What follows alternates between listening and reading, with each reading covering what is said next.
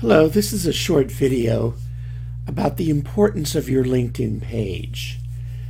Yes, employers are going to look for you on LinkedIn when you apply for a job. It's now automatic and assumed. If you don't have a LinkedIn page, they're going to wonder why. And if you do have a LinkedIn page, it has to look professional in terms of your photograph, the headline you have telling us about yourself, reflecting your personal brand, a summary of your experience and work, and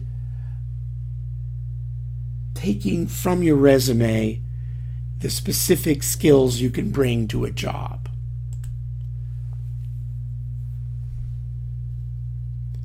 Here's an example of my colleague, Dr. Rose Helens Hart.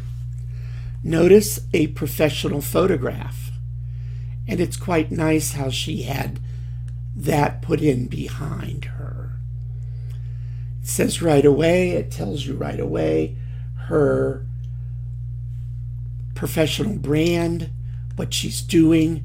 She has over 500 people following her on LinkedIn, and her paragraph explains about her. Here's another colleague. Notice again a professional photograph and a headline telling us her role and job. Another one from our university. And